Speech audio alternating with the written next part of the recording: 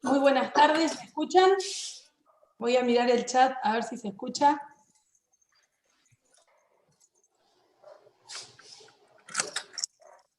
Bueno, vuelvo a buenas tardes, gracias Angélica. Siempre hacemos esta prueba de sonido porque, bueno, es tiempo en vivo. Ante todo, quiero darle la bienvenida a todas las personas que hoy están participando. Queremos respetar el horario, por eso seguimos admitiendo y por eso es que hemos demorado unos minutitos más para poder tener la mayor cantidad de participantes. Bueno, les voy a pedir ante todo, luego de saludarlos y saludarlas, que en el caso de que se hayan desmuteado, están todos muteados, cualquier cosa estén atentos a que por ahí accidentalmente a veces se activa, aunque eso lo controlamos nosotros. Por otro lado, estoy mirando el chat por eso. Bueno, así que le damos la bienvenida a este encuentro, ya es el quinto encuentro en este ciclo de conferencias y conversatorios organizado por la Oficina de la Mujer, que se llama Relectura de Normas Constitucionales, Penales, Administrativas, Tributarias, para incorporar la perspectiva de género. Vamos a pasar un poco después de manera sistemática qué implica la relectura como categoría crítica de análisis, cómo incorporar la perspectiva de género, que eso va a estar a cargo de Débora Valle. En principio, la idea de este encuentro es que sea un encuentro lo más participativo posible. Vamos a ir tomando todas las preguntas.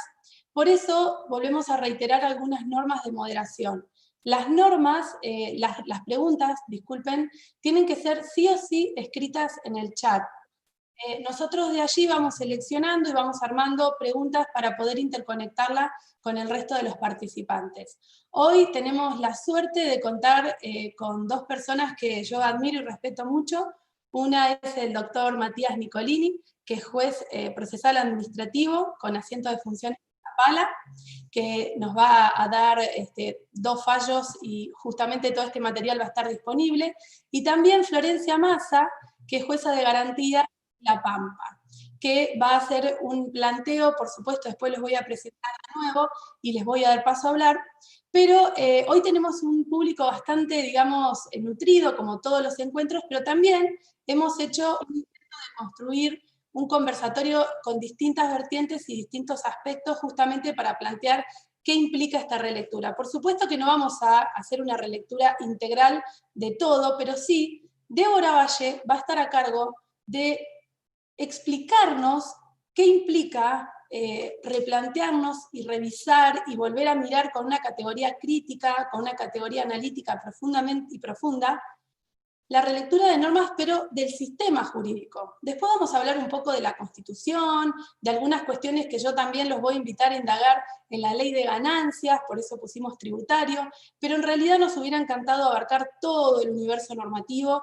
nos hubiera encantado plantear muchos más temas, pero en definitiva estos son encuentros, este ciclo de conversatorios se va a generar todos los años, así que va a haber de alguna manera oportunidad para ir abordando todo. Bueno, sin más, quiero volver a agradecerles la presencia, ya con 98 personas en la sala vamos a dar comienzo formal. Esperamos tener una jornada buena, una jornada linda, una jornada agradable.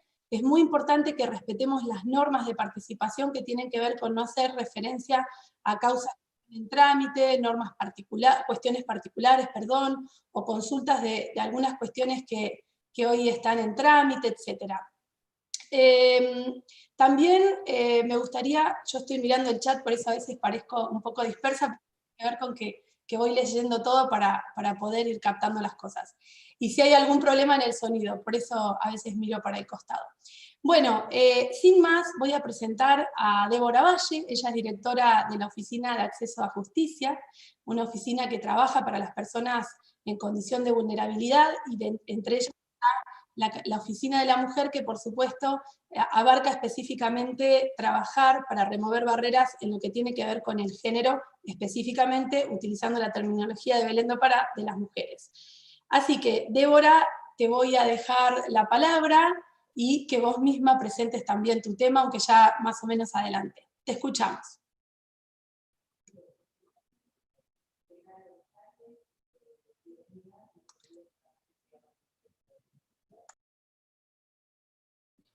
Estás muteada, Débora. Perdón. La primera gaf de la tarde.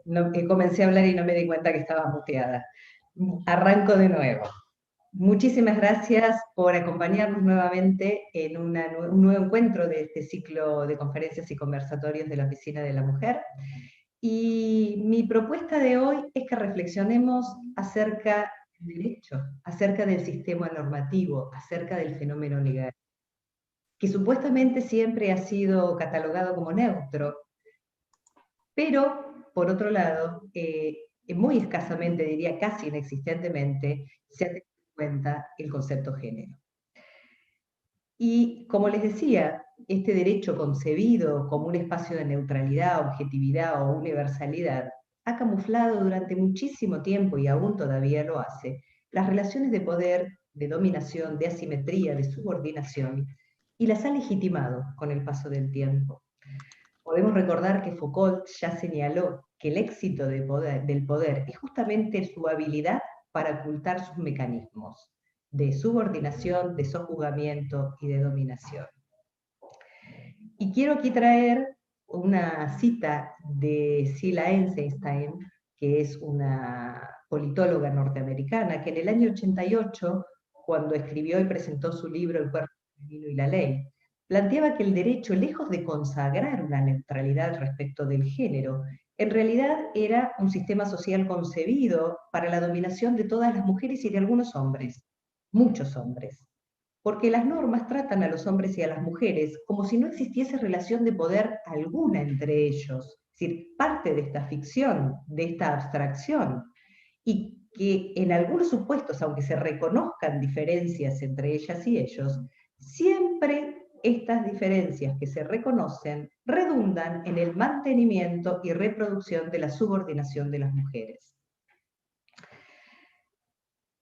Y esto es muy importante tenerlo en cuenta al momento de hacer un análisis jurídico, ya sea de una norma o del sistema jurídico en su conjunto, porque no nos olvidemos que el derecho es eso, es un sistema normativo, y como tal debe ser interpretado en forma homogénea, en forma holística.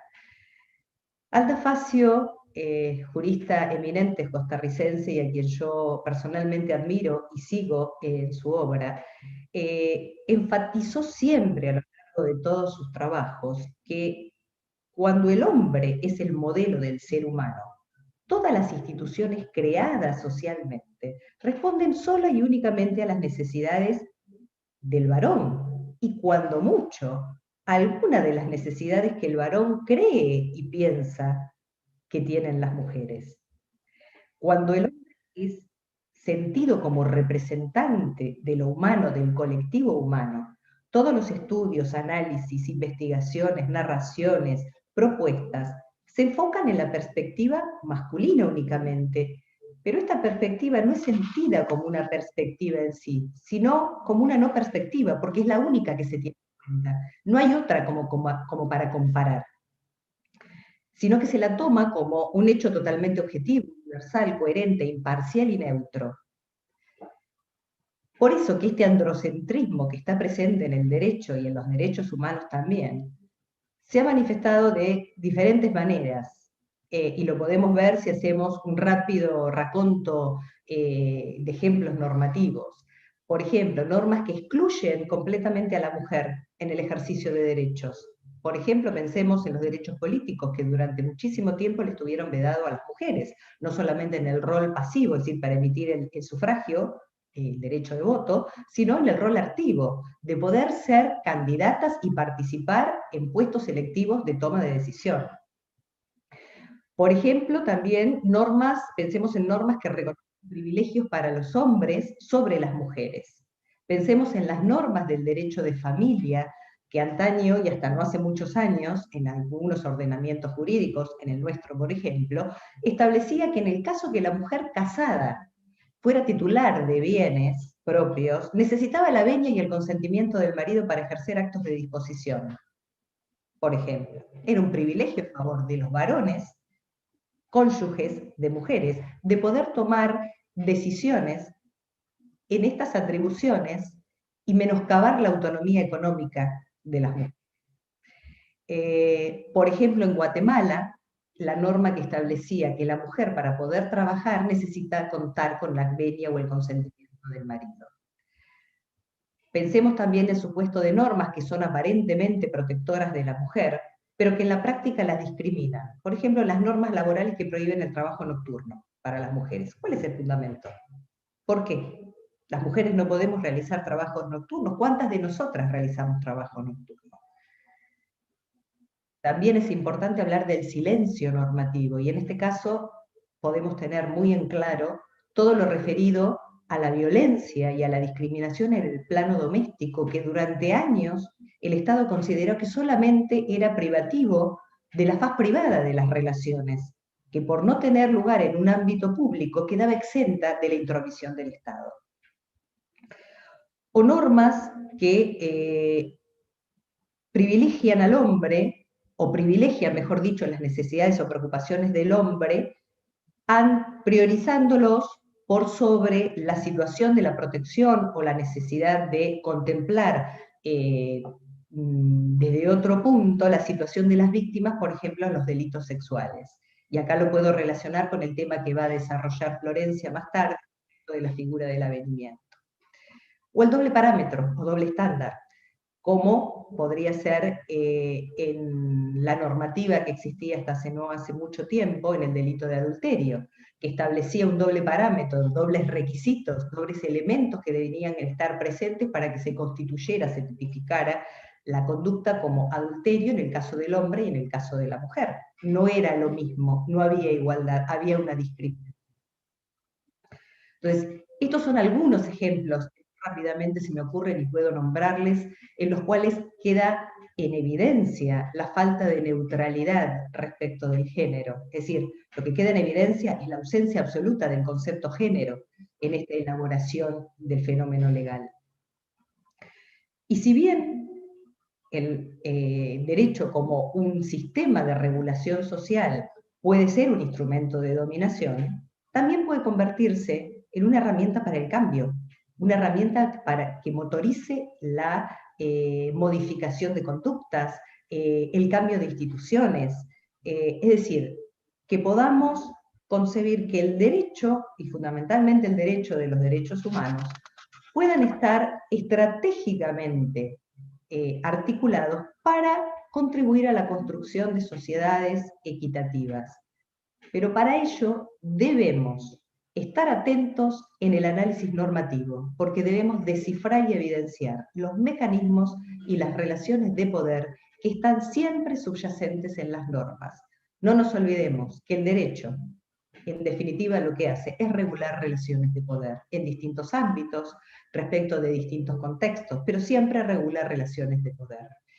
Y como bien dice Sheila Eisenstein, nuevamente vuelvo a ella, la ley como discurso, entendida como discurso, ocupa un espacio entre lo real y lo ideal, en forma continua. La ley refleja al mismo tiempo la sociedad y actúa sobre la sociedad. Es constitutiva y derivativa de los cambios políticos y sociales.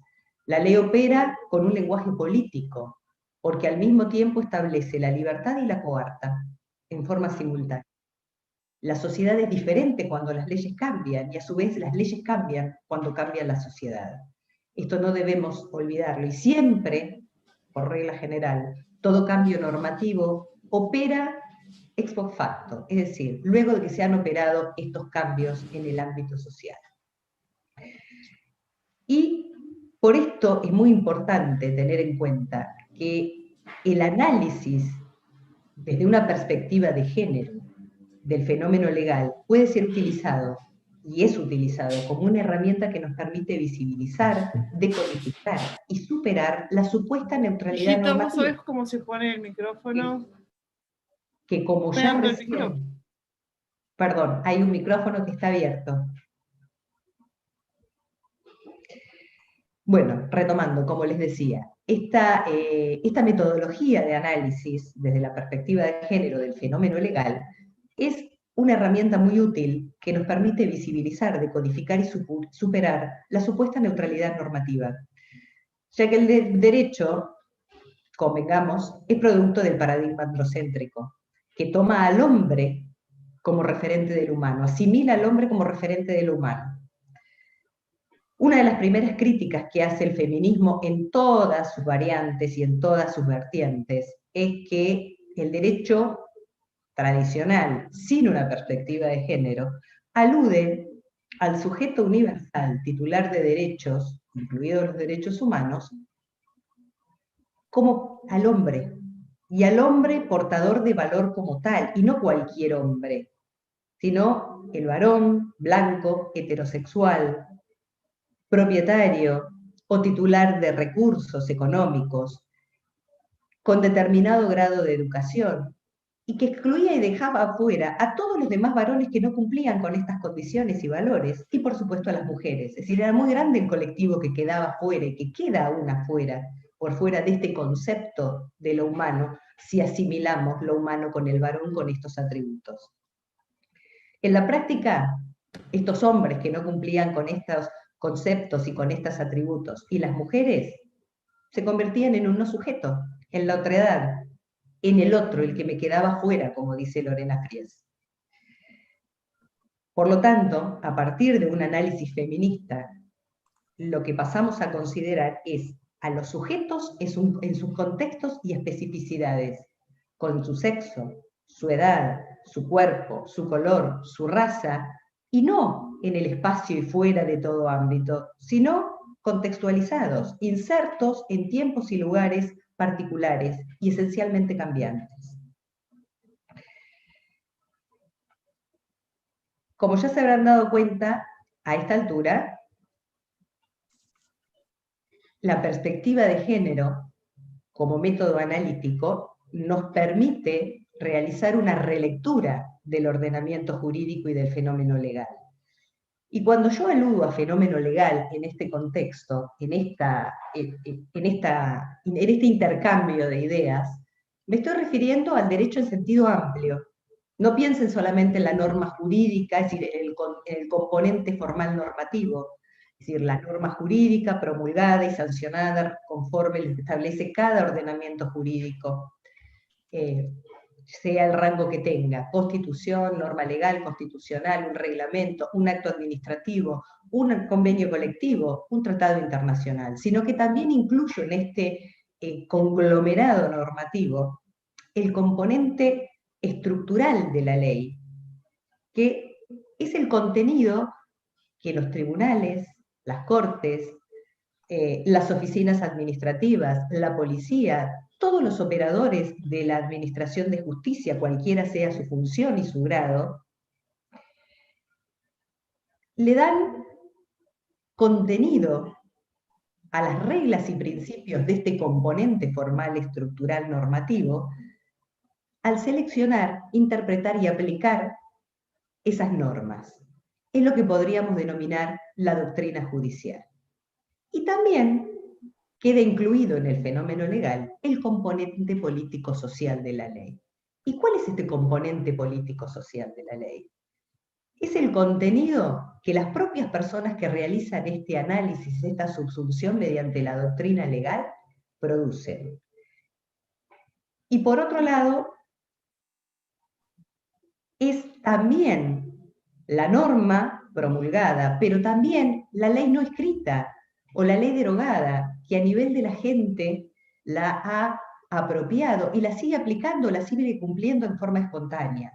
También está conformado por las tradiciones, por las costumbres. O sea, el concepto de fenómeno legal que estoy utilizando acá es muy amplio, no es solamente la norma legal sancionada y promulgada. Recién me apareció el cartelito de los 5 minutos, pero me parece que ese era en base al anterior cómputo de tiempo, ¿verdad? Porque si no me pongo muy nerviosa, porque no voy a poder subsumir. ¿Cuánto tiempo me queda, en realidad? No, Débora, tranquila, terminá y redondea tu tema tranquila, que no importa si nos extendemos un poquito más. Bien, perfecto. Entonces, lo importante en este análisis desde la perspectiva de género es tener en claro y diferenciar dos conceptos.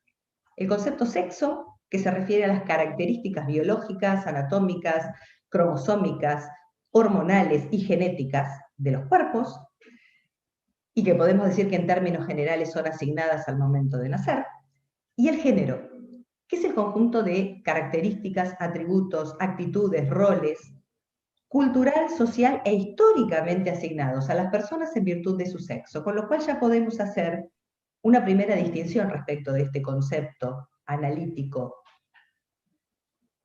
que ha dejado en claro que las diferencias sexuales entre los hombres y las mujeres son parte integrante de la condición propia de seres sexuados diferenciados, que en sí mismo no debería devenir en una dicotomía o en una oposición, o una división entre ambos, sino que esa división y esa dicotomía u oposición responde a un proceso de culturalización y socialización, en el que cada cultura y cada sociedad atribuye significados, jerarquías, exclusiones, opresiones y asimetrías a partir del conjunto de creencias, valores, prácticas, normas, roles, estereotipos que establecen desigualdades entre las mujeres y los hombres, haciéndolos aparecer como diametralmente opuestos.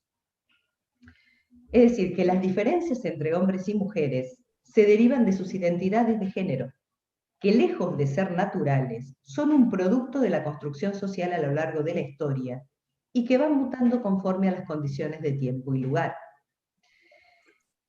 Y este concepto género como categoría de análisis nos ha permitido visibilizar y traer al consciente las relaciones desiguales de poder que se dan entre los hombres y las mujeres, donde la subordinación, la discriminación y la construcción jerárquica de las relaciones sociales ha sido producto del patriarcado. Lo central desde la perspectiva de género es analizar los colectivos humanos y que en estos colectivos humanos las relaciones de poder entre los géneros, sin invisibilizar al masculino, porque en el sistema relacional de género se involucra tanto a los hombres o a las mujeres, es importante no perder justamente esta noción de poder y de relaciones de poder, y cómo se establecen y en qué ámbitos se establecen, como señala Facio. Pero el abordaje de las desigualdades y diversidades que afectan a las mujeres como colectivo social no pueden limitarse únicamente al análisis del concepto género, porque además tenemos que tener en cuenta que las mujeres forman parte de un colectivo que, lejos de ser homogéneo y uniforme, engloba una infinidad de condiciones, posiciones, situaciones, identidades que atraviesan y en las cuales se encuentran las mujeres. Por eso es necesario el enfoque intersectorial. Es decir, concepto género más más enfoque interseccional. ¿Y a qué me refiero con esto? Hay que tener en cuenta aquellas situaciones o aquellas condiciones que establecen diferentes escalas de vulnerabilidad, como puede ser la condición étnica, de raza, de edad, la condición socioeconómica desfavorable, las creencias religiosas o políticas, la condición de migrante, de refugiada, de desplazada, la condición de discapacidad, la condición de persona, mujer privada de su libertad, es decir, un sinnúmero de condiciones y posiciones en las cuales podemos encontrar a las mujeres que informan este colectivo, por lo cual se van generando diversas situaciones en cuanto a las relaciones de poder que, cruzándolas con estas condiciones, establecen estadios de vulnerabilidad, quizás más rigurosas en algunas que en otras. No todas las mujeres nos encontramos en la misma condición de vulnerabilidad. Esto no debemos perderlo nunca de vista cuando hacemos análisis con perspectiva de género del fenómeno legal. Y esto es justamente lo que nos marca, lo que nos ordena como una obligación de cumplimiento inmediato y operativa, tanto la Convención CEDAW como Belén do Pará.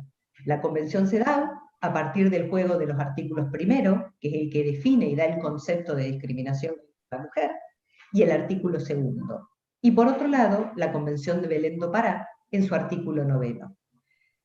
Es decir, el enfoque interseccional es una obligación convencional, no es una posibilidad, no es si quiero lo hago, es debo hacerlo, sino esa norma individual que pueda emanarse en el caso concreto quizás no supere el test de convencionalidad. Podría decirles mucho más respecto del tema del análisis con perspectiva de género, pero básicamente les puedo resumir en 4 o 5 pasos muy simples y a la vez muy complejos para poder iniciar este camino del análisis del fenómeno legal con perspectiva de género. Primero, es un paso individual, trascendental, es la toma de conciencia individual del yo, Débora, de la situación de subordinación, discriminación y opresión en el que como mujer me encuentro o me he encontrado. No estoy exenta, formo parte del colectivo que en esas relaciones de poder ha ocupado una posición siempre jerárquicamente inferior. Las mujeres tenemos que tomar conciencia de esta condición y a su vez los hombres tienen que tomar conciencia que sus privilegios han estado basados en el hecho de la subordinación y opresión de las mujeres. Dado este primer paso, ¿qué tengo que hacer luego? Identificar en el texto las distintas formas en que se manifiesta el sexismo en sus distintas vertientes. Androcentrismo, dicotomismo sexual, insensibilidad de género, doble parámetro moral, sobregeneralización, sobreespecificidad. Luego, identificar cuál es la mujer que está presente o que está invisibilizada en el texto. ¿Cuál es esa mujer que se está contemplando como el otro del paradigma de ser humano que es el varón? Y desde ahí analizar cuáles son los efectos en las mujeres en sus distintas condiciones y posiciones, teniendo en cuenta lo que recién les refería. A partir de allí, identificar cuál es la concepción o el estereotipo de mujer que sirve de sustento al texto. Es decir, si se está refiriendo ese texto únicamente a la mujer madre, a la mujer familia, a la mujer esposa, o a la mujer solo en cuanto se asemeja al hombre. A partir de allí, tengo que analizar el texto tomando en cuenta todo el fenómeno legal, con los contenidos que recién hacía referencia, y tener en cuenta la influencia de y los efectos en recíprocos de los elementos que componen el fenómeno legal. Y el último paso, y muy importante, es ampliar y profundizar la toma de conciencia. Es decir, a partir del primer paso individual, yo tengo que operar como un agente transmisor de esta toma de conciencia y colectivizarla. Y es en parte lo que estamos haciendo con estos conversatorios. Muchas gracias.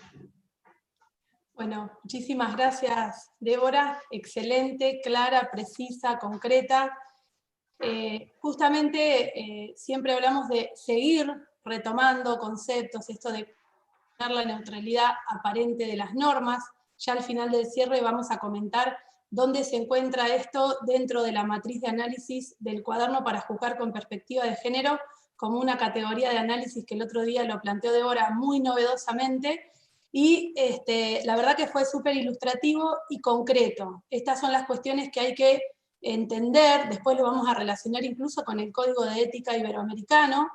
Pero bueno, sin más, muchísimas gracias, Débora. Después estoy tomando yo todas las preguntas, no solo las preguntas, sino si también tienen ganas de hacer comentarios, vamos a ir tomando los comentarios, como recién hizo hincapié en algo tan obvio como las denominaciones de algunos organismos por Carolina Mauri, a quien, bueno, ya vamos a convocar porque tiene aparte unas intervenciones súper interesantes, y también saludo a toda la gente que hay de Junín, de Chosmalal, de Cutralcó, de La Pampa, de San Martín. Siempre que uno nombra quizá omite, pero realmente hay gente de toda la provincia y de otras provincias también, de Corrientes, así que súper agradecidas porque este ciclo se consolida y esperamos el año que viene ofrecer algo mucho más profundo en cuanto a no a carga horaria, sino a continuidad, que ya lo vamos a avisar y a contar después.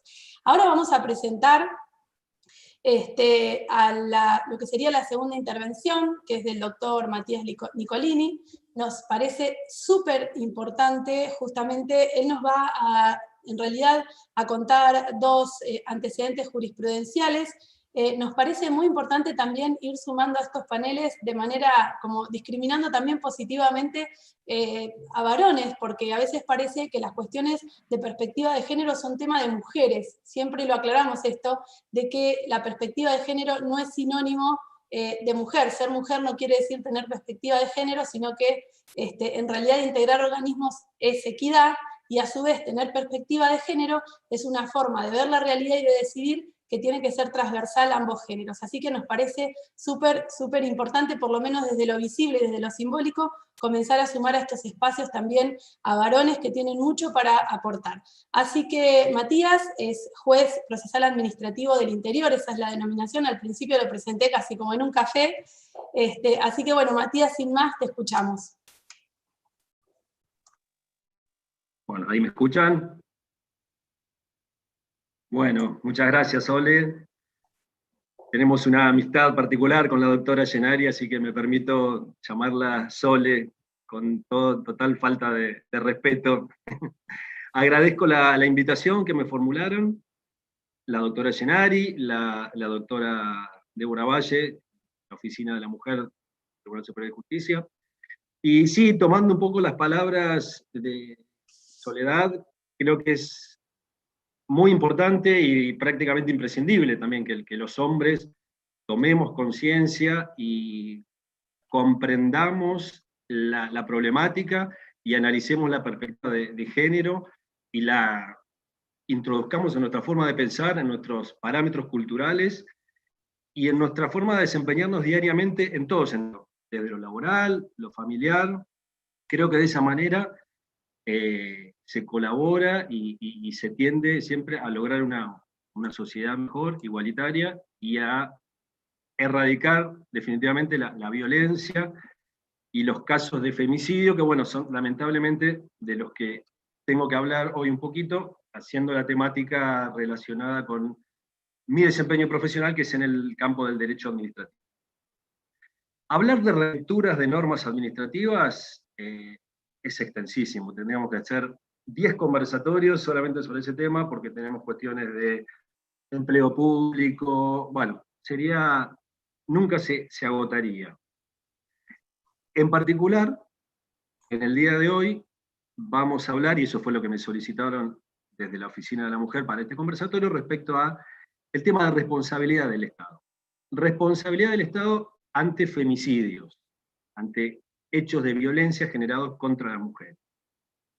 Es decir, entonces, sí, debe responder el Estado, ya sea nacional o provincial, porque, bueno, como sabemos, la responsabilidad estatal se rige por las normas locales, por las normas de cada una de las provincias y por la norma nacional de responsabilidad del Estado en el ámbito nacional. No hay una normativa general que rija en todo el territorio nacional, porque el derecho administrativo es local. Entonces, ¿debe el Estado responder económicamente frente a los delitos de femicidio? O dicho de otra manera, ¿los daños producidos a los allegados, a las mujeres que mueren como consecuencia de violencia de género, deben ser indemnizados por el Estado, por violación o por omisión de su deber de seguridad?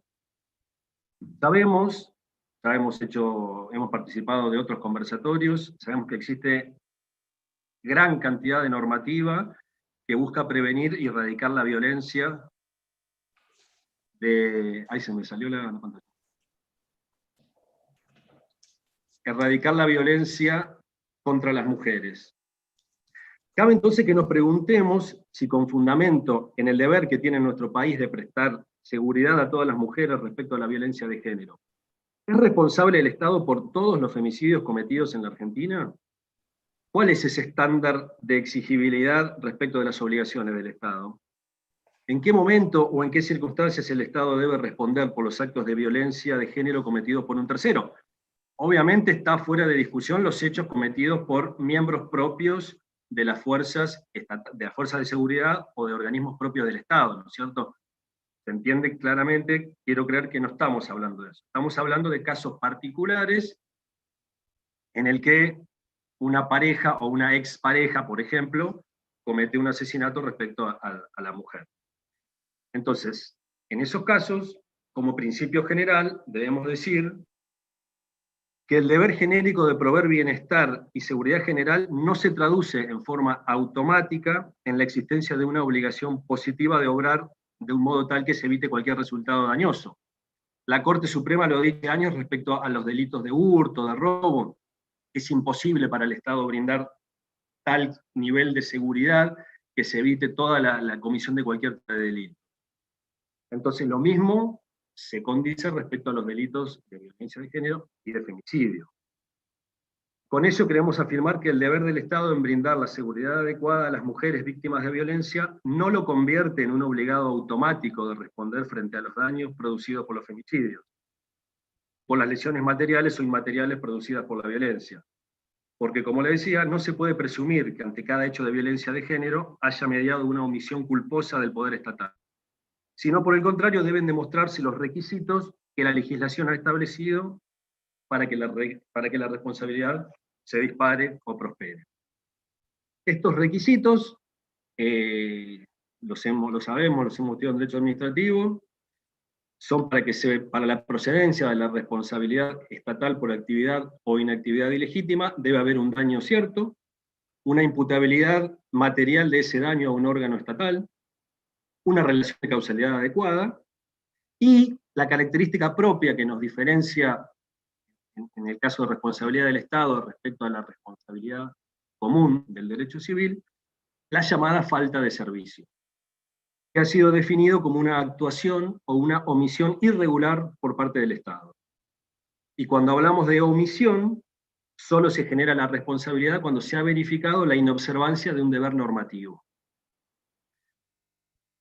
Entonces, esta falta de servicio, que venía siendo la característica especial de la responsabilidad del Estado, desde el año 1938, cuando la Corte Suprema falló el caso Ferrocarril Oeste contra la provincia de Buenos Aires, ha sido delineado a través de lo que las previsiones que existían en el artículo 1112 del Código Civil de Vélez Arfield, que establecía que los hechos y las omisiones de los funcionarios públicos en el ejercicio de sus funciones, por no cumplir, sino de una manera irregular, las obligaciones legales que les están impuestas, son comprendidos en las disposiciones de este tipo. Este régimen de responsabilidad se mantuvo sin mayores variantes a lo largo del tiempo, hasta que en el año 2006 la Corte Suprema dicta el fallo Barreto, que sirve luego de disparador de la modificación que se produce en los artículos 1764, 1765 y 1766 en el Código Civil y Comercial de la Nación, que establecen que la responsabilidad del Estado y de los funcionarios se rigen en forma exclusiva directamente por las normas y principios del derecho público provincial o nacional, según el caso. Entonces ya no existía una norma como la que teníamos antes en el 1112 del Código Civil para regular esta falta de servicio. Ello dispara o hace presumir que debería realizarse en todo el país, como yo les decía, al ser normativas de índole local, la sanción de distintas normas o leyes de responsabilidad del Estado. La primera, la que hace cabeza, es la Ley Nacional 26.944. Luego le han seguido otras provincias, Mendoza, Entre Ríos, Chubut, Santa Cruz, y recientemente, hace escaso un mes, se aprobó la Ley de Responsabilidad del Estado de la Ciudad Autónoma de Buenos Aires. Otras provincias, como el caso de la nuestra, en Neuquén, aún no se ha dictado una ley de responsabilidad del Estado, por lo cual en esa materia existe una laguna normativa, que sin perjuicio de lo cual nos permite seguir guiándonos por lo que había establecido la Corte Suprema en su momento, ya que la responsabilidad de resarcir el Estado, más allá de una norma legal, como sabemos, surge de los principios generales del derecho, de las convenciones y tratados internacionales y de la propia Constitución Nacional y Provincial. La Ley 26.944 de responsabilidad del Estado Nacional mantiene en líneas generales los principios de responsabilidad que venían estableciendo, pero genera una mayor complejidad o un mayor índice de responsabilidad en los casos de responsabilidad por omisión. ¿Y por qué digo que exige un margen mayor? Digamos, a ver, no es mayor responsabilidad, es menor responsabilidad, lo dije mal. Exige una mayor demostración del incumplimiento del Estado. ¿Por qué? Porque dice que la omisión solo genera responsabilidad cuando se verifica la inobservancia de un deber normativo de actuación expreso y determinado. Cosa que antes no se encontraba de esa manera. Y no era lo que había determinado la Corte, que solo exigía como requisito para configurar responsabilidad por omisión de servicio el incumplimiento de objetivos fijados por la ley, solamente de un modo general e indeterminado. Pero bueno, yendo al tema que ahora nos ocupa, cabe determinar si ello representa una mayor complejidad en el ámbito nacional para responsabilizar al Estado por los casos de femicidio. Entiendo que no. En forma personal entiendo que no, ya que la obligación del Estado de prevenir, erradicar y sancionar los hechos de violencia de género y en caso de que se concreten homicidios o femicidios, investigarlos, surge de normativa internacional, como todos sabemos. Los tratados internacionales, que fueron incorporados por el artículo 75, inciso 22 de la Constitución, si bien no hacen alguna referencia expresa a la cuestión de género, en su mayoría, nos sirven como parámetros para defender y promover derechos de las mujeres. La jerarquía constitucional también fue alcanzada por la Convención sobre la Eliminación de todas las formas de discriminación contra la mujer, conocida como CEDAW.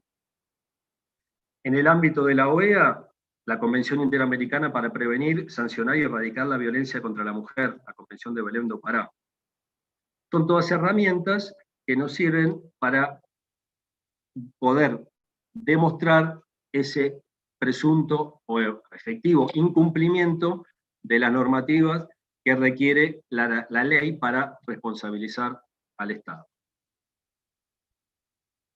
Utilizando estos instrumentos internacionales, la Corte Interamericana de Derechos Humanos ha utilizado un estándar de debida diligencia reforzada, lo ha llamado. Según este estándar, el Estado tiene un deber de prevención y protección diferenciado o reforzado en razón de su posición de garante frente a patrones de violencia que afecten a ciertos grupos subordinados o en situaciones de vulnerabilidad. Esta debida diligencia reforzada consiste en un deber calificado o más intenso que impacta en el examen de la capacidad o posibilidad estatal de prevenir o evitar un riesgo real e inmediato contra el grupo o contra los individuos del grupo. Este estándar flexibiliza la interpretación y aplicación de los requisitos de atribución del riesgo e implica una evaluación más estricta de los eximentes de responsabilidad que los Estados invocan. Esto fue dicho por la Corte Interamericana en el caso González y otros versus Ecuador en el año 2015. La Corte, asimismo, la Corte Interamericana, ¿no?, ha señalado que ante casos de violencia contra la mujer, las obligaciones generales previstas por la Convención Americana de Derechos Humanos en sus artículos 8 y 25 deben ser complementados y reforzados en aquellos estados que lógicamente lo hayan ratificado, con las obligaciones derivadas de la Convención de Belém do Pará, que en su artículo 7.b señala que se debe utilizar la debida diligencia para prevenir, sancionar y erradicar la violencia contra la mujer. En el fallo Algodonera, Campos Algodoneros contra México, la Corte Interamericana de Justicia ha establecido la responsabilidad del Estado, de México en este caso, por casos de deficiente investigación y por violencia de género.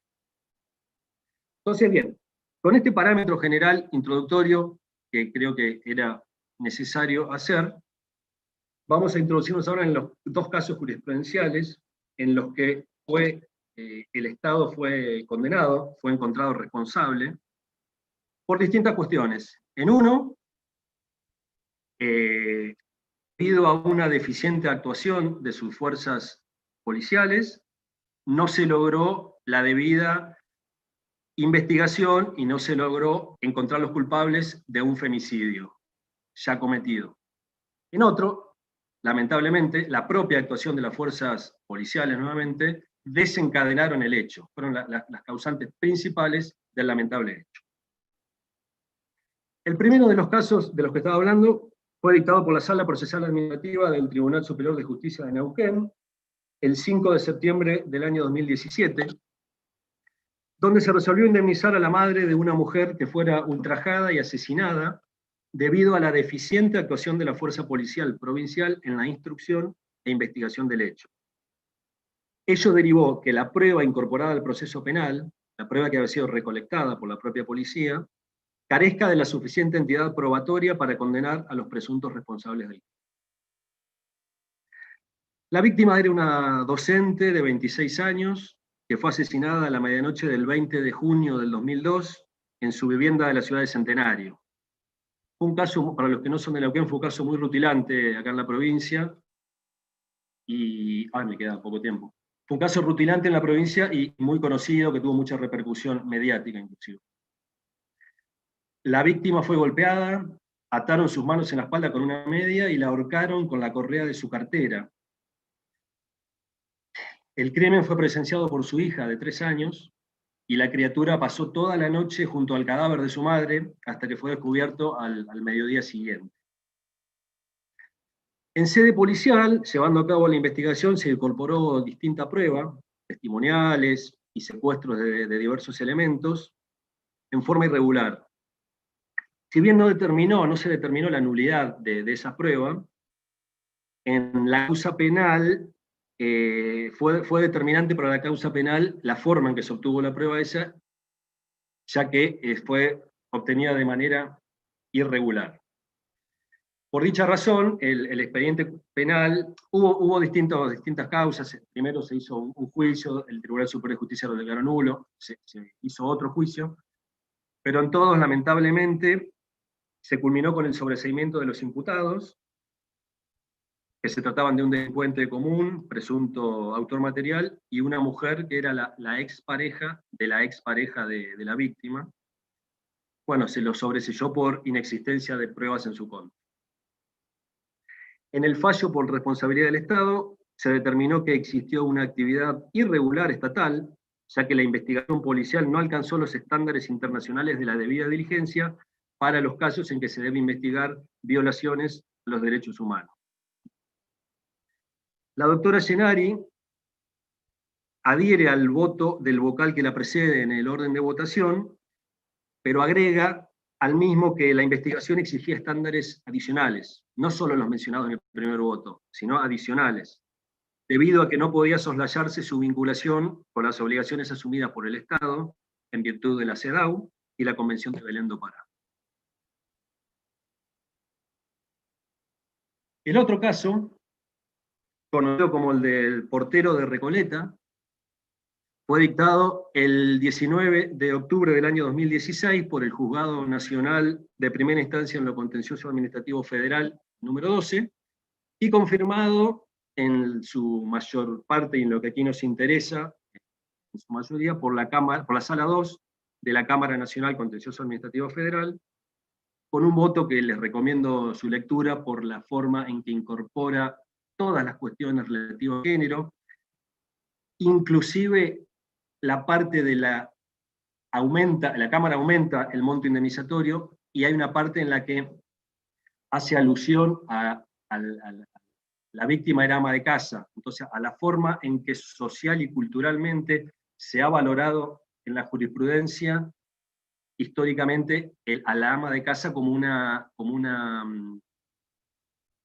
fuente de ingresos no igual o no igualitaria al hombre que salía a trabajar. Realmente vale la pena la lectura y se los recomiendo porque es sumamente interesante. Se abrió un micrófono. Bueno, los hechos del caso se desarrollaron en un departamento que es ubicado en la calle Arenales, casi esquina Montevideo, para los que se ubican frente a la Plaza Vicente López en Buenos Aires. En un edificio en el que se desempeñaba como encargado el señor Daniel Aguirre. Estaba casado con su mujer y tenían 2 hijas de 8 y 11 años respectivamente. La mujer fue sometida constantemente a violencia de género desde el inicio de la relación, hasta que en el mes de febrero del año 2010 decide abandonar la vivienda y se traslada a una oficina de violencia doméstica y presenta una denuncia por violencia familiar contra su mujer. El caso fue catalogado de alto riesgo por el equipo técnico de la Oficina de Violencia. Y esto es muy importante, la forma en que fue catalogado por los psicólogos, el alto riesgo.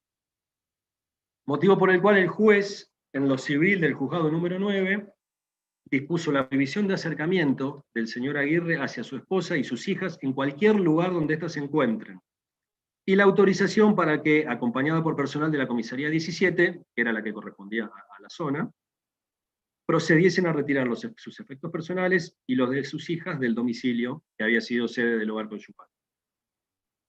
Días más tarde, la señora se dirige a la comisaría, se establece el procedimiento, el comisario determina que 2 oficiales acompañen a la señora al domicilio, se hacen presentes en el domicilio, el hombre les abre la puerta, les permite ingreso, hay un intercambio de opiniones, de palabras, el hombre intenta hablar con la mujer, los policías no lo evitan, no se oponen, y consideran los policías que no era una situación que ameritaba, era un trámite que no meritaba mayores cuidados.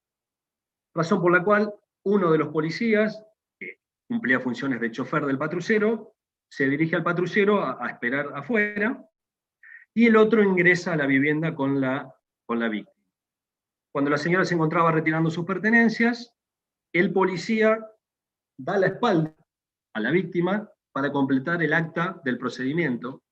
Supongo que se habrá apoyado en una mesa, no sé, eso no surge, pero El hecho es que le da la espalda a la situación, oportunidad que es aprovechada por el hombre, se acerca a la mujer, toma un cuchillo, asesina a la mujer, y en el intento del policía de evitar el suceso, hiere al policía, y finalmente se suicida con el mismo arma. Entonces, las hijas de la pareja, que como les dije, en el momento de la muerte tenían 8 y 11 años, demandan a la Policía Federal, al Estado Nacional, al comisario de la Comisaría 17 y a los 2 oficiales de policía intervinientes en el acto, reclamando los daños producidos por la muerte de los 2 padres. En primera instancia se condena al Estado Nacional y al policía que había ingresado a la vivienda a acompañar a la mujer a indemnizar a las niñas por la muerte de su madre, por considerar que la muerte se había producido por la falta de servicio del Estado Nacional, quien había violado expresamente su deber de seguridad al cumplir de modo irregular la orden del juez de evitar el acercamiento entre el hombre Aguirre y entre la víctima. Pero desestima la pretensión resarcitoria respecto al resto de los demandados y respecto a la causa de fallecimiento del padre, porque no mediaba relación de causalidad adecuada entre la omisión estatal en el deber de seguridad y el suicidio del hombre. Apelada la sentencia, en Cámara, en lo general se confirma el fallo, aumentando algunos rubros indemnizatorios, como les dije, y se modifica la sentencia en el hecho de que se le adiciona la responsabilidad también al policía que se había quedado en el patrullero, entendiendo que había subestimado la situación de riesgo que había sido determinada por los equipos técnicos de la Oficina de Violencia. ¿Qué hubiera correspondido en ese momento? Hacer que ambos policías hubieran ingresado a acompañar a la mujer, o hubieran retirado al hombre del interior de la vivienda para que no tuvieran contacto y de esa forma se cumpliera eficazmente la manda del juez. En este caso había además una manda del juez de previsión de acercamiento, pero sobre todo la normativa que nos rige en la materia de prevenir y erradicar la violencia de género. Para cerrar, una digresión, creo que resulta muy alegórico de nuestro comportamiento, de nuestra actitud en general frente al tema, el comportamiento del policía que le dio la espalda a la situación de violencia y que permitió al agresor atacar a la víctima. Creo que refleja la actitud que en general la sociedad tiene frente a la violencia de género, que es darle la espalda. Y ese dar la espalda implica invisibilizar, subestimar, una actitud omisiva que permite que los agresores continúen lamentablemente con sus prácticas muchas veces aberrantes. El Estado como tal no puede desconocer el problema de la violencia hacia la mujer. Se vuelve imperioso contar con estrategias y recursos para empoderarlas a las mujeres, fortalecerlas en sus ámbitos familiares, acompañarlas en los procesos de denuncia y garantizarles la integridad física, psíquica y económica en los casos que sea necesario. Desde el lugar que ocupamos cada uno de nosotros, debemos trabajar cotidianamente en la construcción de una sociedad libre de violencia. Y estoy convencido que acciones de capacitación y sensibilización como las que promueve y organiza la Oficina de la Mujer constituyen un aporte fundamental en este camino. Eso es todo. Muchas gracias. No robo más tiempo. Bueno, Matías, la verdad que cuesta retomar después de tu cierre, porque obviamente es un cierre que interpela, que llama, que conmueve. Ahí estoy leyendo, por supuesto, las felicitaciones, tanto para Débora Valle, que realmente impresionante la cantidad de intervenciones, felicitando la calidad, la concreción, la estructuración, y también a vos, Matías,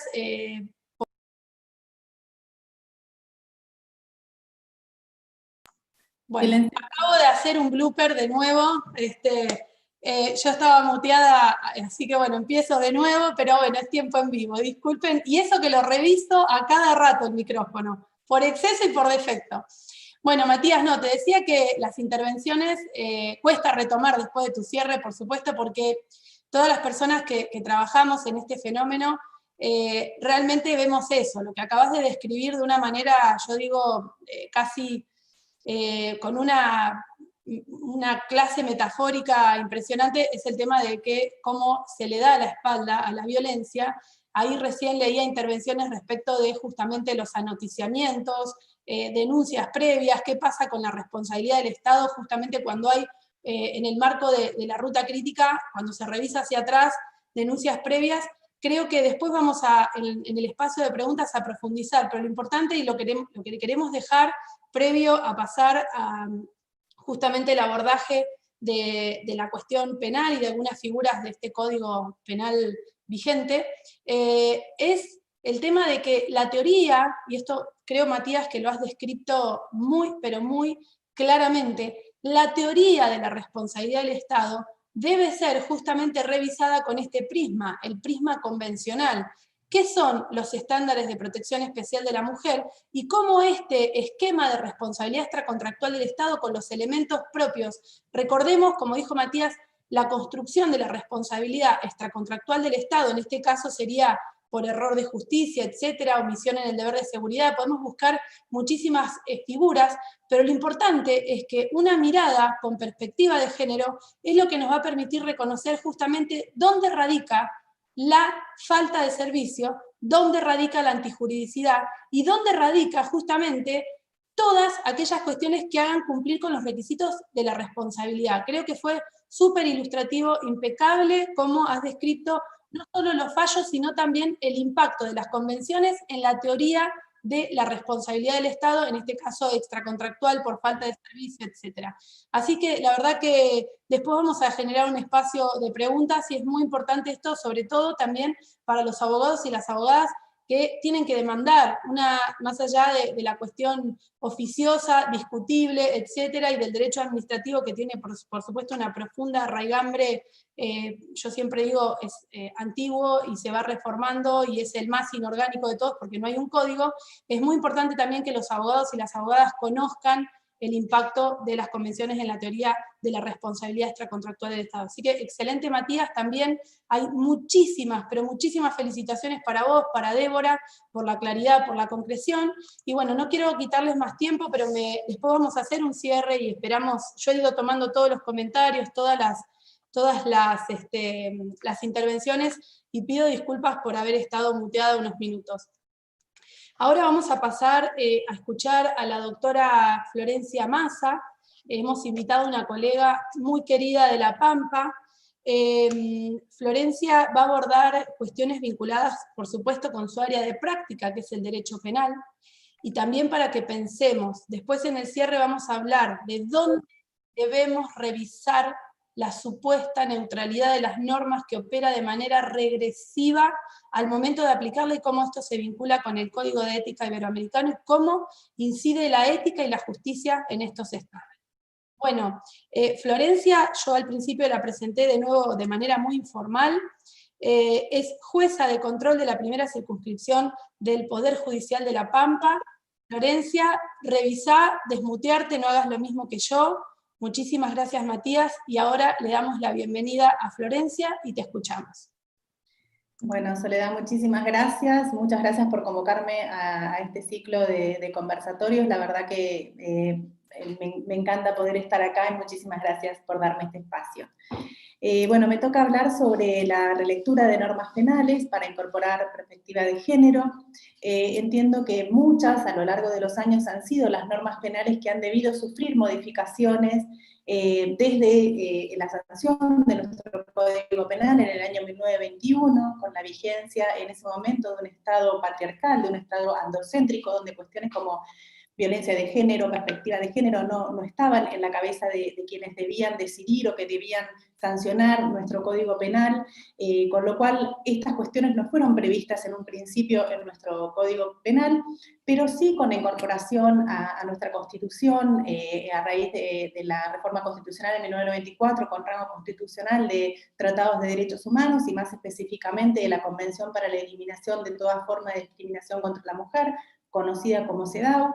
Más adelante, en el año 1996, con la ratificación por Argentina a través de la Ley 24632 de la Convención Interamericana para Prevenir, Sancionar y Erradicar la Violencia contra las Mujeres, que es conocida como Convención de Belén do Pará, normativas que a su vez derivaron en la sanción a nivel local de la Ley 26485, todas estas normativas que incorporan a nuestra normativa nacional la perspectiva de género hacen que muchas de esas figuras que en un primer momento no fueron pensadas con esa perspectiva deban ser modificadas, algunas mediante la incorporación de nuevas figuras que no estaban contempladas en nuestro Código Penal, como por ejemplo la figura del femicidio, otras figuras que han sido derogadas, como la figura a la que se refirió Débora Valle, como por ejemplo el adulterio, y algunas que han sido modificadas a lo largo de la historia del Código Penal.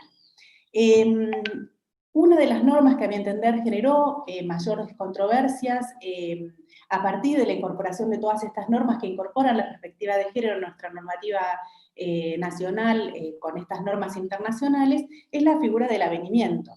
El avenimiento estaba previsto en un principio en el Código Penal, en el artículo 132, dentro del título tercero del libro segundo, que se denominaba delitos contra la honestidad.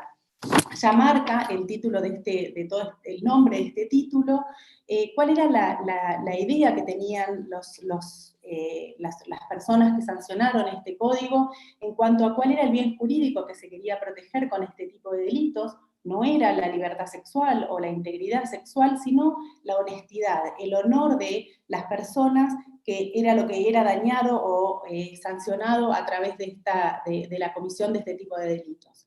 Dentro de esta estructura o dentro de este pensamiento, la figura del avenimiento aparecía como de toda lógica, porque quien lesionara a una mujer en su honestidad podía resarcirse de esa lesión mediante el casamiento con esta mujer, salvándola de esta manera de la vergüenza que implicaba este tipo de delitos.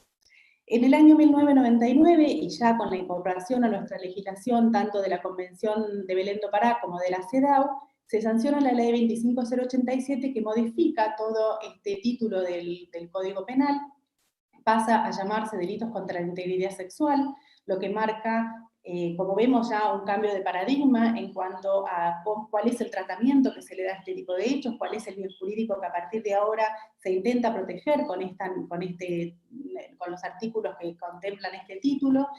Y hay una modificación no solo en cuanto al nombre del título, sino en cuanto a todo su articulado, incorporando nuevas figuras y también modificando las existentes y solucionando algunas discusiones que se habían ido generando desde la incorporación de estas normas internacionales con las figuras como estaban previstas en el viejo Código Penal, un montón de discusiones doctrinarias y jurisprudenciales que fueron siendo solucionadas a raíz de la sanción de la Ley 25087, que legisló este título de una manera mucho más acorde con la normativa internacional mencionada. Sin perjuicio de ello, la figura del avenimiento siguió vigente en nuestro Código Penal hasta el año 2012, en que finalmente fue derogada de nuestro Código Penal. Conforme la redacción de la Ley 25087, la figura del avenimiento sigue vigente, pero con algunas modificaciones. La nueva redacción de la figura del avenimiento establece que si la víctima es mayor de 16 años, hay una relación preexistente comprobada con el agresor, el tribunal puede aceptar la propuesta del avenimiento siempre que fuera libremente formulada y en condiciones de plena igualdad, y siempre que considere que ese era el modo más equitativo de armonizar el conflicto. Es decir, que para el legislador de esa época, y ya teniendo a su mano estas normativas internacionales que marcaban la existencia de una perspectiva de género y la necesidad de tener esa perspectiva de género en el dictado de las normas, pensaron y consideraron que una niña a partir de los 16 años y una mujer podía prestar de manera plena y libre y en condiciones de plena igualdad un consentimiento para contraer matrimonio y para solicitar el avenimiento respecto a una persona que la había agredido sexualmente y respecto de quién era ella víctima de una agresión sexual. Yo me pregunto, ¿puede una mujer en estas condiciones prestar un consentimiento libre y en condiciones de plena igualdad? Yo creo que no, de ninguna manera. Sin perjuicio de ello, y teniendo en cuenta todo, y sin perjuicio de encontrarse vigente todas estas normativas, y de ya estar vigente también en nuestro país a partir del año 2009, la Ley 26485, el 2 de diciembre del año 2011, el Tribunal de Impugnación Penal de la provincia de La Pampa resuelve conceder la figura del avenimiento a Marcelo Tomaselli, decisión judicial que derivó en un trágico resultado, ya que una semana después de recuperar su libertad, Tomaselli asesina a puñaladas a su mujer, Carla Figueroa. Marcelo Tomaselli venía acusado del delito de abuso sexual con acceso carnal, agravado por el uso de armas, había solicitado la figura del avenimiento en la audiencia de juicio, avenimiento que le había sido denegado por ese tribunal, motivo por el cual impugnaron ante el Tribunal de Impugnación solicitando la aplicación de este beneficio. El Tribunal de Impugnación resuelve con 2 votos a favor y 1 voto en contra a la concesión del Instituto del Avenimiento. El primero de los jueces que vota, que es el juez que vota en contra del avenimiento, a mi entender es el juez que de mejor manera valora estas circunstancias a la luz de estas normativas internacionales que ya estaban presentes y también de la normativa nacional, de la Ley 26.485, valora no solo las consecuencias dañosas que el hecho en sí causó en Carla Figueroa, el hecho de haber sufrido un abuso sexual con acceso carnal agravado por el uso de armas, sino que, apoyado en informes psicológicos que obraban en la causa, tiene en cuenta las secuelas que estos hechos ocasionan en la persona de Carla Figueroa, pero además valora circunstancias que hacen a la propia vulnerabilidad de la víctima. La víctima era una persona que a sus 8 meses de vida, su papá había matado a su mamá, había tenido una vida asignada por la violencia, a muy temprana edad conoce a Marcelo Tomaselli y a los 15 años tiene un hijo con él. Habían existido violencias anteriores de violencia, denuncias anteriores de violencia, lo que la colocaba claramente en una situación desigual respecto de su agresor. No había, a mi entender de este juez, y yo entiendo de manera correcta, posibilidad de considerar que el consentimiento prestado por Carla Figueroa haya sido prestado libremente y en condiciones de plena igualdad. Por otra parte, considera este juez que la intención, a su entender, la intención de Tomaselli al solicitar el avenimiento, claramente era lograr su libertad y lograr la extinción de la acción penal, que es la consecuencia directa del avenimiento, como estaba previsto en el 132, conforme a la versión de la ley 25038, porque incluso en el momento de solicitar el avenimiento en un primer momento, había pedido una restricción absoluta de acercamiento y contacto respecto de la víctima, lo que claramente va a contramano del matrimonio que habían celebrado. Por lo cual, él consideró que por todos estos argumentos no había que hacer lugar al avenimiento. Contrariamente a esta posición, los otros 2 jueces que votaron luego de esta decisión deciden hacer lugar al avenimiento. El primero de ellos tuvo en cuenta que, a su modo de ver, estaban reunidos todos los requisitos para la concesión del avenimiento. En efecto, Carla Figueroa era mayor de 16 años, había una relación preexistente con el imputado, toda vez que tenían un hijo en común, es decir, estaba comprobada la relación que existía con el imputado. Y voy a leer algunos párrafos porque me parece interesante para que conozcan realmente cuáles fueron los argumentos de estos jueces. Dice: no dejo de reconocer que las agresiones sexuales entre personas unidas afectivamente se suelen dar generalmente en un contexto de relación abusiva basada en la desigualdad, en donde existe un agresor dominante y una víctima doblegada. Nada garantiza la libertad de decisión de una víctima que puede estar fuertemente condicionada. Es decir, analiza que normalmente en este tipo de hechos la víctima está fuertemente condicionada, que hay una relación abusiva de poder, en donde hay una víctima doblegada y un agresor dominante, que hay generalmente un contexto de desigualdad en este tipo de situaciones, pero refiere que de la entrevista mantenida con la víctima, él considera que la expresión de voluntad de Carla Figueroa, a su modo de ver, luce real y sincera, que fue realizada sin presiones, y que lo que Carla Figueroa quería es que la causa termine y lograr una adecuada convivencia con el imputado. Agrega este juez que por sobre el interés punitivo del Estado está el reclamo de la víctima a que se atienda a sus intereses.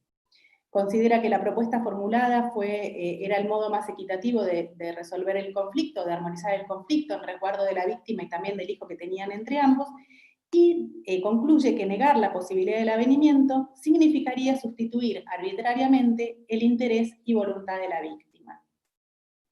Por último, el tercero de los jueces intervinientes, que adhiere a la postura del juez que acabo de mencionar, y que entiende que corresponde la concesión del avenimiento, resuelve y manifiesta que no es tarea sencilla, atento a la imparcialidad y objetividad propia de la actividad jurisdiccional, lograr predecir el futuro de dos personas que han decidido contraer matrimonio en forma libre y voluntaria. Y dice, al menos así lo han expresado ante el registro civil y ante el tribunal. Sin ingresar, sigue este juez, en peligrosos subjetivismos que aún estando inspirados en una loable intención proteccionista hacia quien aparece como sujeto pasivo y más endeble de la relación, no dejan de traslucir una postura futurológica de riesgosa predicción para quienes nos toca, como mortales, administrar justicia. Continúa diciendo que entiende la desconfianza que estos hechos o que la experiencia tribunalicia ha generado en los magistrados del Tribunal Acuo, pero dice, no por ello habré de caer en el error de negarle la oportunidad a quien lo peticiona de perdonar a su agresor y de convivir con él si así lo desea. Y concluye, pues en definitiva nuestra tarea consiste en solucionar conflictos sin descuidar la protección de la víctima. Creo que claramente esta decisión judicial, tomada a mi modo de ver sin la menor perspectiva de género, sin tener en cuenta para nada ninguna de las normativas internacionales que estaban vigentes y que eran ley en nuestro país y que eran de aplicación obligatoria para todos los jueces y juezas de nuestro país, claramente lo que hicieron fue descuidar a la víctima, quien quedó a raíz de estos hechos y a raíz de haberle dado la libertad a Tomaselli en un estado absoluto de indefensión, y aquí, una semana después de recuperar su libertad, Tomaselli asesinó a puñaladas. Entiendo que si bien estaba vigente la figura del avenimiento, el avenimiento estaba vigente en nuestra normativa penal, era absolutamente contrario a toda esta normativa internacional que, por la vigencia que esta normativa internacional tenía y por la obligatoriedad de aplicación de esta normativa, tanto de la CEDAW como de la Convención de Belén do Pará, como de la Ley 26.485, hacían de aplicación imposible una figura como el avenimiento, y más en estas condiciones, que tal como bien lo analizó el primero de los jueces, había una situación de desigual de poder, una situación de abuso que hacía imposible pensar en un consentimiento o en un aval de parte de la damnificada en condiciones de plena igualdad y de libertad. Entiendo de esta manera que los jueces no cumplieron para nada con lo previsto en la Convención de Belén do Pará. La Convención de Belén do Pará, en su artículo 2, establece cuáles son los tipos de violencia, y entre los tipos de violencia que prevé la Convención de Belén do Pará, establece que existe también entre los tipos de violencia, la violencia sexual. Establece, como bien lo dijo Matías, en su artículo 7, la obligación para el Estado de tomar todas las medidas necesarias a los fines de prevenir, sancionar y erradicar la violencia contra las mujeres, situación que tampoco fue cumplida al resolver de la manera que lo hicieron, y tampoco cumplieron con el artículo 4 de la Convención de Belén do Pará, en cuanto establece el derecho de toda mujer a que se respete su vida, su integridad física, su psíquica, moral, el derecho a la libertad, a la seguridad personales, a que se respete la dignidad inherente a su persona y a que se proteja a su familia. Ninguna de estas condiciones fue tenida en cuenta por estos jueces al fallar en el modo que lo hicieron. No cuidaron a la familia de Carla, no la cuidaron a Carla, no protegieron su vida, no protegieron su libertad, no protegieron ninguna de las circunstancias que debían tener en cuenta y que estaban a su mano para usarlas como herramientas a los fines de tomar una decisión contraria a la decisión que tomaron. Tampoco tuvieron en cuenta el artículo 16b de la CEDAW, de la Convención para la Eliminación de toda forma de discriminación contra la mujer, de donde se desprende el derecho de las mujeres a elegir libremente su cónyuge y a contraer matrimonio solo por su libre albedrío y su pleno consentimiento. Claramente, por los motivos que expuse anteriormente, las circunstancias en las cuales se encontraba Carla Figueroa impedían que ese consentimiento por ella prestado al momento de solicitar el avenimiento haya sido un consentimiento libre y pleno. Ella no se encontraba en un pie de igualdad con su agresor sexual. Y por último, tampoco cumplieron con el artículo 2 de la Ley 26.485, en cuanto prevé el derecho de las mujeres a vivir una vida sin violencia, estableciendo también en el artículo 4 cuáles son los tipos de violencia, entre las que incluyen la violencia sexual, por lo cual entiendo tenían estos jueces todas las herramientas para poder decidir de una manera más acorde a la normativa internacional y a la perspectiva de género que es necesario tener en cuenta al momento de evaluar cada una de estas disposiciones que están previstas en nuestro Código Penal. Es decir, que si bien estaba prevista en nuestro Código Penal, esta figura era una figura legal, si se quiere, porque estaba prevista en el Código Penal y estaba en un Código Penal vigente al momento de la sanción, de la decisión tomada por estos jueces. Lo cierto es que debían también estos jueces hacer uso y aplicar, veo que ya me queda poco tiempo, ya voy terminando igual, aplicar esta normativa internacional que había sido dictada a los fines de proteger a quienes eran más vulnerables, en este caso a las mujeres, que como bien sabemos, la mayoría de los hechos de violencia ocurridos contra las mujeres son causadas por hombres, y la mayoría por hombres de su entorno familiar, con lo cual el Estado, y en este caso el Poder Judicial, debió tomar mayores recaudos a los fines de evitar que hechos como los que sucedieron en el caso de Carla Figueroa ocurran.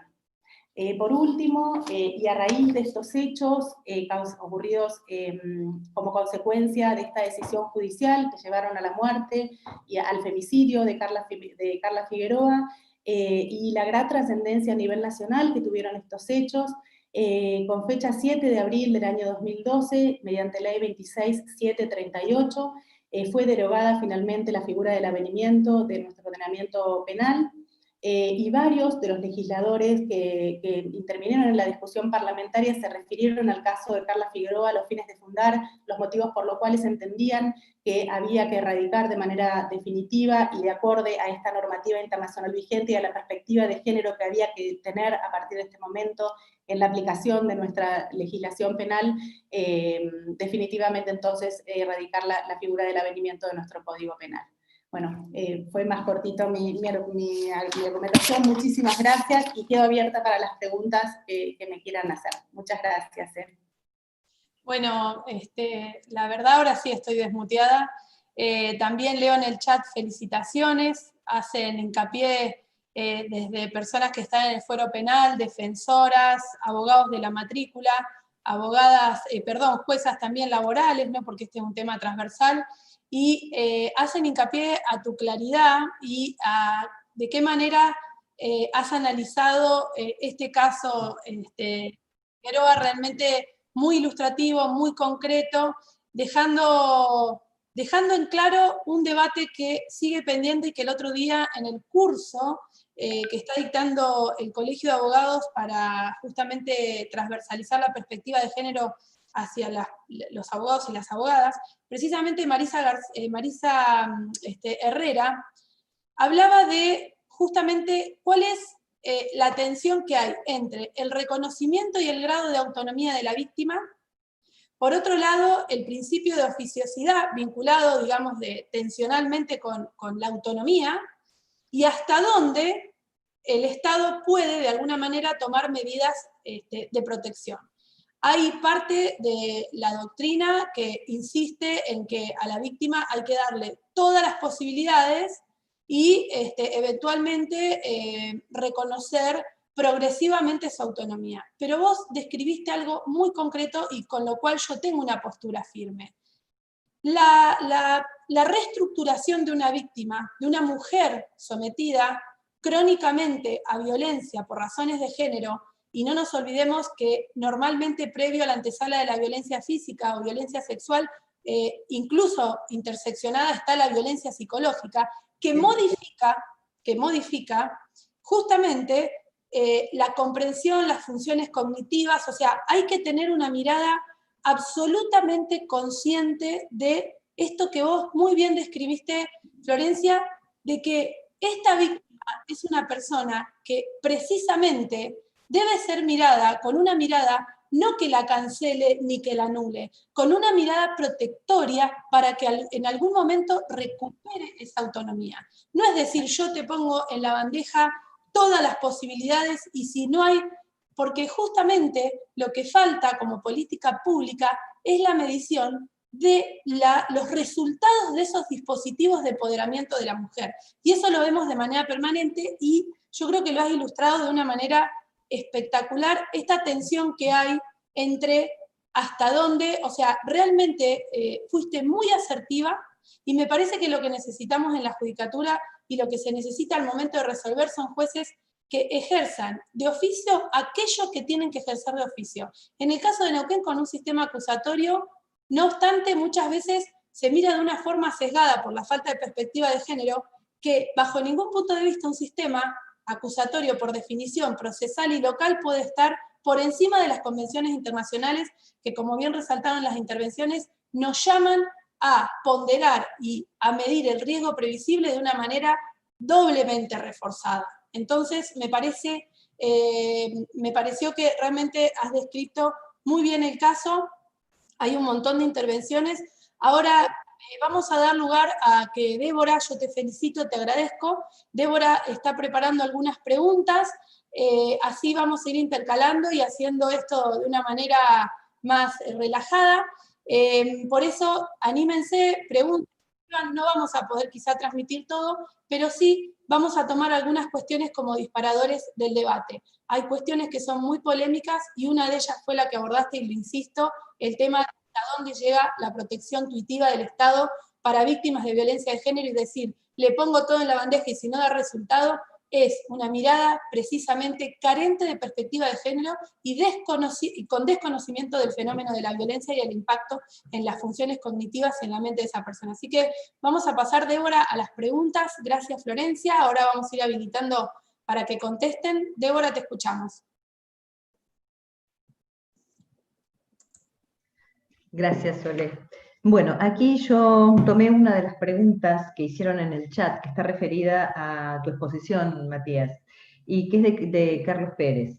Él plantea, si hubieran denuncias previas, ¿sería posible pensar que existe nexo de causalidad por omisión del Estado? Está referido al caso justamente que vos relataste, al primero. Denuncias previas de violencia de género, entiendo. Exacto, sí, porque se refiere al primer caso que relataste.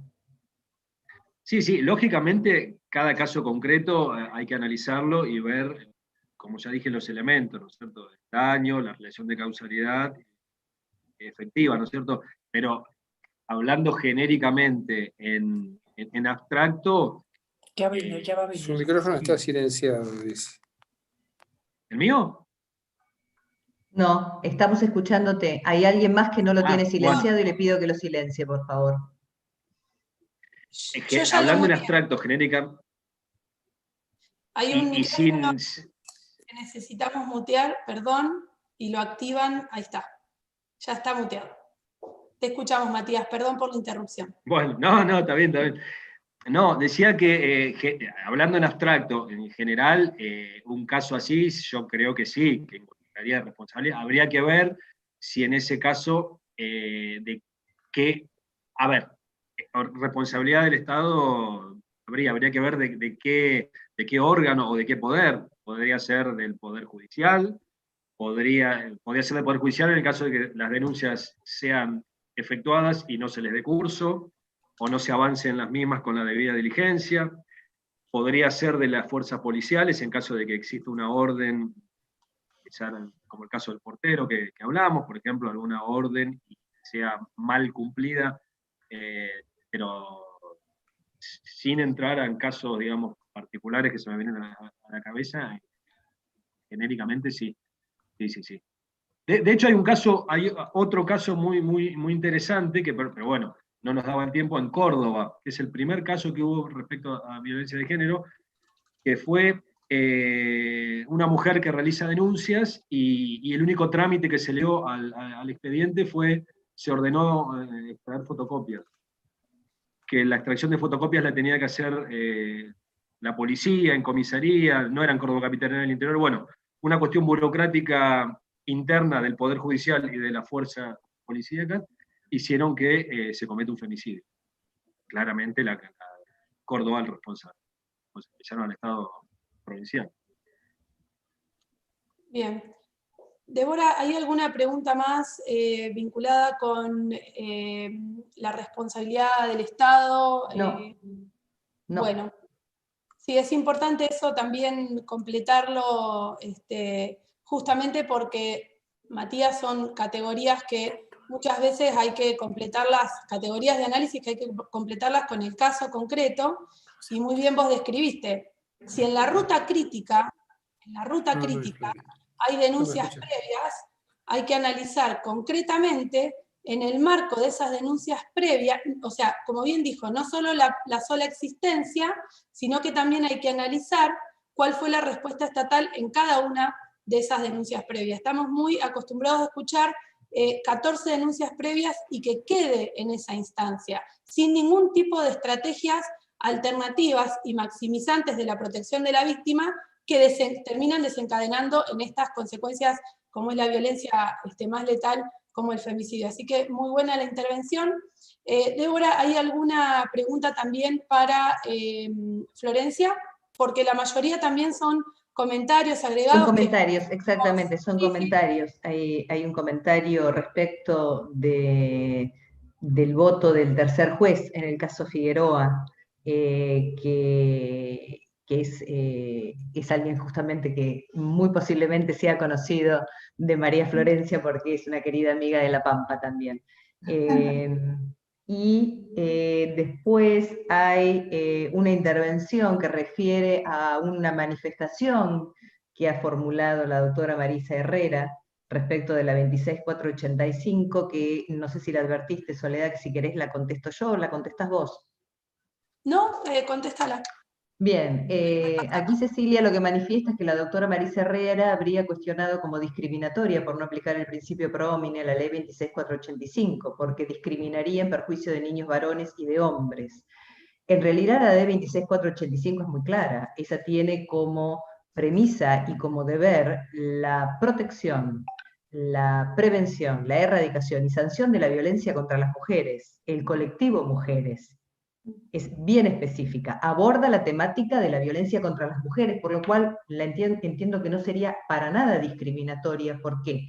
Porque no prohíbe ni establece medidas de exclusión respecto de niños varones ni de hombres, porque en realidad lo que está tratando de consagrar la norma y de lograr es la erradicación de la violencia contra las mujeres, y a partir de una tarea de prevención, cuando en primer término, como deber prioritario del Estado, y eventualmente sanción y reparación en el caso de que el Estado no haya cumplido con el deber de prevención. Pero esa ley lo que hace es bajar a nuestro derecho interno. En realidad quienes la conocen saben perfectamente que en la estructura normativa sigue la estructura de Belén do Pará. Lo que hace es justamente aplicar en el derecho interno, a nivel nacional, la Convención Belén do Pará, y la Convención Belén do Pará tiene una función justamente esencial respecto de un colectivo integrado por infinidad de clases, tipos y condiciones y posiciones de mujeres, pero que son las mujeres, no los hombres. Eso es independientemente de considerar que en el concepto género también están incluidos los hombres. Belén do Pará y 26485 tienen un objetivo específico general, que es la prevención, sanción y erradicación de la violencia contra las mujeres. Y a partir de ahí una serie de objetivos específicos, pero no por eso vamos a decir que discrimina ni a los niños ni a los hombres. ¿Puedo agregar algo con respecto a eso? Perdón. Sí. Yo creo que hay como una diferencia para mí. La violencia está sancionada en el Código Penal en todos sus tipos. Ningún tipo de violencia está aceptada dentro del Código Penal. El tema es que la violencia contra las mujeres es una violencia de tipo pandémica, más en este momento, y que por eso necesita mayores recaudos o mayores protecciones. Por eso es que la ley 26485 viene a poner mayores protecciones a la ley, a la violencia contra las mujeres. No es que sea más importante o más, hace una diferenciación entre lo que es lesionar a un niño o a una niña o a un hombre o a una mujer, sino que lo que tiene que ver es con cuáles son las conductas que en este momento y de acuerdo a nuestra sociedad, a la sociedad que estamos viviendo en esta situación, son necesarias proteger de acuerdo a una cuestión de política criminal. Y creo que la violencia contra las mujeres, porque es una violencia pandémica, es necesario protegerla con mayor ahínco y con mayor necesidad.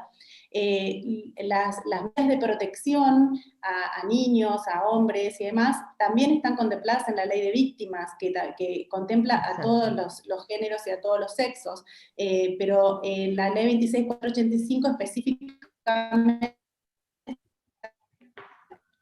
contra las mujeres. Muy ilustrativo. Aporte, hay que tener en cuenta, sumo a lo que acabas de decir, Florencia, que, por ejemplo, en la matriz de análisis del cuaderno para incorporar la perspectiva de género en las sentencias, en el cuaderno de Chile, que también lo abordamos en uno de los encuentros, justamente cuando pasamos al examen normativo, recordemos que el examen normativo es el paso 4, dice, luego de revisar las normas, que es una cuestión analítica de encuadre, el paso 2 dentro del examen normativo es analizar la aparente neutralidad de la norma a fin de determinar su alcance discriminatorio. O sea, fíjense este binomio, la aparente neutralidad de la norma a fin de determinar su alcance discriminatorio y evaluar el impacto diferencial de su aplicación. Lo que acaba de decir Débora y lo que acaba de decir Florencia tienen que ver con esto. Si el Estado no asume de alguna forma acciones, lo que se llama afirmativas y positivas, esa cuestión de desigualdad y de desventaja, la desigualdad es estructural, quiere decir pandémica, generalizada. Y a su vez, no solo la desigualdad es estructural, sino que las asimetrías de poder y las desventajas son históricas, o sea que no son leídas y no son miradas. Las personas preparadas con esta categoría de análisis para mirar los hechos con perspectiva de género, también tienen que aplicar esta matriz luego de los hechos al derecho. El derecho como sistema no es neutral, porque en esta situación de desventaja y en esta situación de desigualdad estructural, la aparente neutralidad lo que genera es precisamente una discriminación. No todas las normas neutrales generan discriminación, pero justamente en derecho con perspectiva de género es analizar si esa norma de manera neutral puede generar una discriminación. Y esto tiene que ver con esto.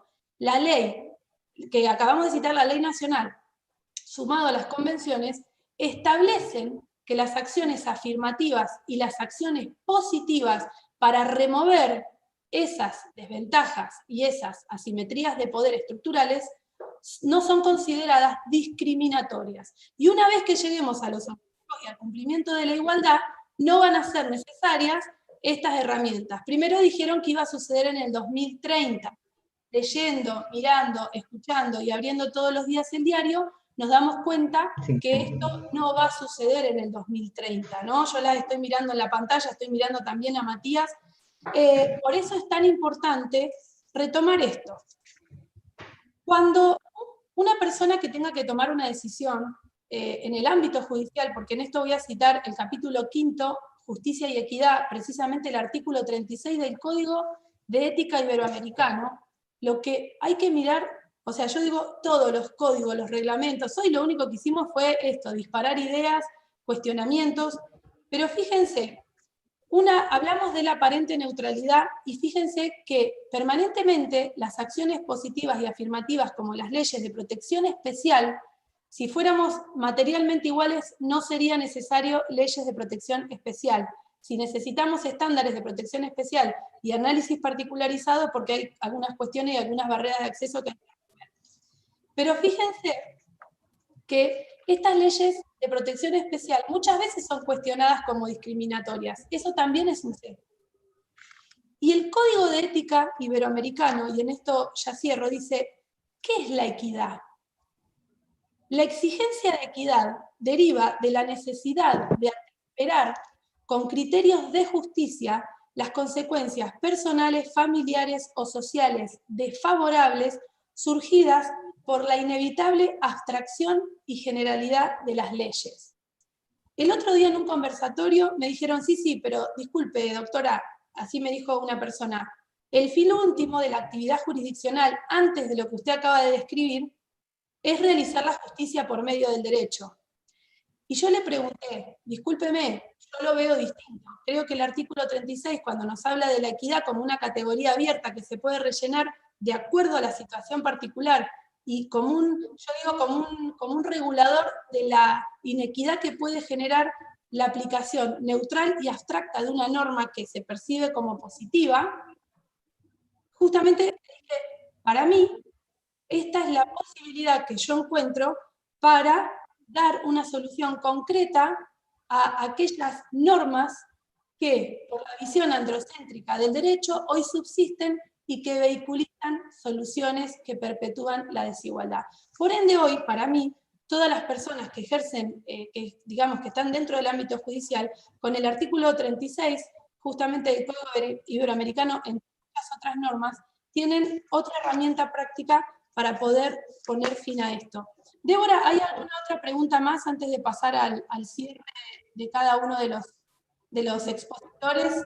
No, pero si me lo permitís, yo quería agregar algo a lo que vos estabas diciendo. Hay algo que tenemos que tener bien en claro, y es la definición de discriminación contra la mujer que establece el artículo 1 de la Convención CEDAW. Y la interpretación y alcance que hace de ese artículo 1 y el artículo 2, en concordancia con el artículo 3, el artículo 4, el 5 y el 24 de la Convención CEDAW, la recomendación general número 28. Es muy clara la Convención y es muy claro el Comité CEDAW.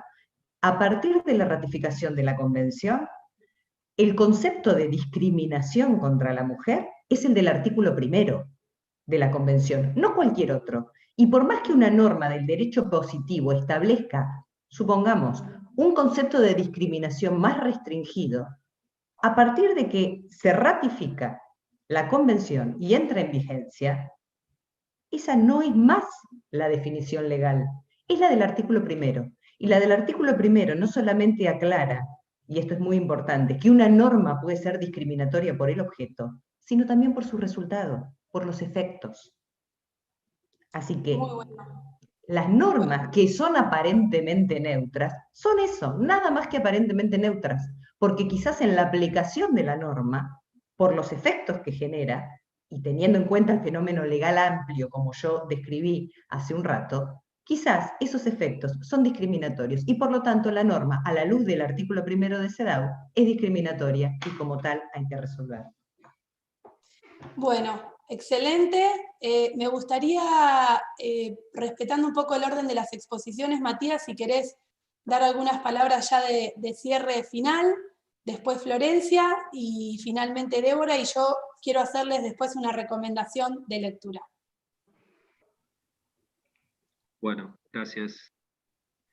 No, simplemente reiterar un poco lo que había escrito para decirlo hoy, pero eso, que creo que tanto desde nuestra actividad diaria, tenemos que generar un cambio cultural, tenemos que internalizar todo esto de lo que estamos hablando, y creo y considero que estas herramientas son necesarias, son importantísimas. Y más allá del tema de hombre, mujer, a ver, por ahí medio polémico lo que digo, pero yo creo que no tiene que ser la oficina de la mujer no tiene que ser, la mujer tiene que empoderarse y saber el rol que ocupa y ocuparlo. Pero creo que es más importante todavía que estemos los hombres en este tipo de cuestiones, y en la oficina de mujer y en AMJA, tendría que estar lleno de hombres, porque realmente somos los que necesitamos principalmente este cambio, esta concientización. Y no lo digo como demagógicamente lo digo como padre de 2 hijas a las que quiero que tengan el día de mañana un mundo mejor, una sociedad mejor, una sociedad más inclusiva, y que se les permita acceder a un montón de situaciones y de lugares, de puestos, de trabajo, educativos, de lo que fuera, y que no corran el riesgo el día de mañana de ser víctimas de violencia de género, justamente, que es lo que lamentablemente hoy nos toca tal vez vivir y ver todos los días a través de los medios y en las causas judiciales que tal vez nos tocan resolver o las que nos tocan entender. Así que eso, celebro y me parece bárbaro estos encuentros, esta concientización, sensibilización, hay que seguir adelante. Y yo, bueno, ya saben, Débora, Soledad, a disposición para lo que necesiten, cuando necesiten, acá estoy. Gracias. Saludos para todos. Muchas gracias, Matías. Muy buena tu reflexión, ¿no? De que las mujeres ocupan, la realidad es que las mujeres están protagonizando los cambios para revertir estos paradigmas justamente discriminatorios, desiguales. La verdad que lo que más resalto es tu claridad. Estamos llenos y llenas de conversatorios y webinares y cosas donde se habla mucho, se dice poco, no se entiende, y lo que celebro, Matías, de tus intervenciones es la claridad, la concreción y la estructura. Así que muchísimas gracias, porque realmente para mí tu intervención fue ejemplar, y esto de que tiene que haber también varones con perspectiva de género es fundamental. Así que, o que si no la tienen, comiencen a participar de estos espacios para deconstruirse y poder justamente, yo siempre digo, vivir con perspectiva de género, que es la manera que nos haría felices a todas las personas que integramos la sociedad. Así que muchísimas gracias. Flor, ¿te escuchamos? Bueno, no, simplemente decir que la verdad es que los operadores, y teniendo en cuenta, bueno, a lo que me referí, que los operadores judiciales tenemos herramientas a nuestra mano para aplicar la perspectiva de género en todos los casos en los que en los que tenemos que intervenir, que no tenemos excusas para aplicar y mirar, tener una mirada de las cuestiones que tenemos que resolver bajo esta mirada de la perspectiva de género. Basta simplemente con conocer esta normativa y con aplicar esta normativa a las normas penales y tener una mirada de estas normas penales a la luz de esta normativa internacional, y ahí ya nos vamos a dar cuenta de cuál debe ser nuestra intervención, que tenemos que tomar todos los recaudos a los fines de evitar que situaciones de gravedad sucedan. Nosotros acá en La Pampa tenemos un muy buen trabajo de parte de los fiscales de género, que toman intervención de entrada desde el vamos, a partir de la denuncia, de la primera denuncia que existe, ya se toman medidas de protección para la víctima, y se hace un buen trabajo desde la Oficina de Atención a la Víctima, desde la OM-OBD, hay un trabajo muy interesante, el Superior Tribunal todo el tiempo está encima de tomar nuevas medidas y tomar nuevos recaudos a los fines de poder luchar contra esta violencia endémica y contra esta violencia pandémica que es la violencia de género, y creo que la judicatura no tenemos excusas, que tenemos las herramientas a nuestra mano para aplicar y para tomar las decisiones que corresponden en cada caso en los que nos toca intervenir. Así que hizo una buena, le pregunté a Marian en el chat y su intervención fue correcta con respecto al primero de los jueces que opinó, que opinó en cuanto a lo que tiene que ver con el avenimiento. Él resuelve no conceder el avenimiento y evalúa, para mí de manera muy correcta, todas las circunstancias que hacía en este caso concreto, pero él decidió no conceder el avenimiento porque en este caso concreto no se daban los parámetros a su modo de ver, pero dejando abierta la posibilidad de que si en otro caso a lo mejor sí. Bueno, gracias a Dios esa figura fue derogada, es una figura que para mí era completamente extraña a nuestra normativa penal, pero bueno, eso era lo que quería aclarar Marian, entonces lo aclaro yo en nombre de ella, que me parece un muy buen aporte. Así que bueno, muchísimas gracias, y muchas gracias Sole por darme este espacio, la verdad que muchísimas gracias. Bueno, nada, eso, gracias. Bueno, viste que como te prometimos era un ámbito agradable, cálido, constructivo. Aprovecho antes del cierre a reconocer a todas las personas que participan activamente, respetuosamente y constructivamente. Creo que este conversatorio se ha de alguna manera instituido como un espacio de muchísimo respeto. Realmente yo celebro eso. Cada vez nos hacen el trabajo más fácil. Hay juezas, jueces de toda la provincia, hay funcionarios del gobierno provincial, está Marian, que también es justamente la responsable de la Oficina de la Mujer de La Pampa, que es una persona que admiro, respeto muchísimo y que trabaja con una generosidad. Así que gracias, Flor, también por mencionar ese agregado al primer voto. Y la verdad de que he recorrido y hay algo que quiero señalar. Cada vez vemos la aparición de más relatores, relatoras, funcionarias de todos los fueros.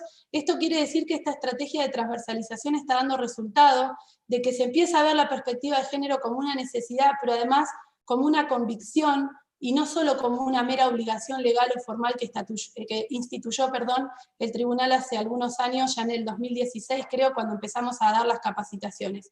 La verdad que leer los aportes constructivos, el espacio de respeto. Hay personas de municipios, de Las Lajas, de Mariano Moreno, de Chosmalal. La verdad que es impresionante, sumamente satisfactorio, y algo que empezamos hace ya 5 años con el absoluto apoyo del Tribunal Superior de Justicia, como política institucional, hoy vemos que se va, yo decía, fortaleciendo y realmente enriqueciendo cada vez más. Y esto yo lo quiero remarcar, elegimos cuidadosamente las intervenciones, por eso gracias Florencia, porque fue súper ilustrativo, gracias Matías y gracias Débora, porque este es un recorrido de muchos años, y todos y todas ustedes hacen que este trabajo valga la pena, y que por eso el Tribunal Superior de Justicia reconozca cada vez más, y la verdad que debo reconocer que nos permiten proyectar, planificar, y de una manera participativa. Hoy todo el Tribunal Superior de Justicia se ha formado en perspectiva de género, es una lectura completa del organismo, y esto marca claramente una política pública hacia toda la organización. Me gustaría contarles, ya para cerrar, y recomendarles. El derecho, en definitiva, es un sistema que fue redactado de una manera androcéntrica, como dijo Débora, en un sistema cultural patriarcal, donde la mujer, por supuesto, tenía un rol y una visión y una percepción muy distinta a la que tenemos hoy. Todavía eso hay que removerlo. Me gustaría que quede eso como conclusión, que Débora lo ilustró muy bien, pero les recomiendo este libro, a ver si se ve bien, ahí está, que es de Chimamanda Ngozi Adichie, El peligro de la historia única. Hay 2 libros que yo siempre recomiendo. Primero, para perderle el miedo a la palabra feminismo. Todos deberían ser feministas. En su primer libro, que tiene 50 páginas y que lo puede leer, es transversal, clarísimo. No solo las personas que están en el derecho, sociólogos o no, no importa el lugar, es un libro de lectura clara y simple. Pero este libro, justamente, El peligro de la historia única. ¿Quién cuenta la historia? ¿Quién escribió las normas? ¿Quiénes redactaron los sistemas jurídicos? Justamente, cuando se incurre en un relato único, ¿qué pasa? Y acá les voy a leer un pasaje del libro. Podríamos decir que el sistema jurídico, el sistema normativo, es un relato también. Es un relato en el sentido que proyecta soluciones jurídicas para mantener el orden social, etc. Pero no deja de ser también un relato con un paradigma vigente, como dijo recién Florencia, en el caso del avenimiento. Dice, en este caso, el relato único, no nos olvidemos, sistema jurídico redactado androcéntricamente y con una visión patriarcal, donde la mujer ni siquiera es nombrada. El relato único crea estereotipos. Y el problema con los estereotipos no es que sean falsos, sino que son incompletos. Convierten un relato en el único relato.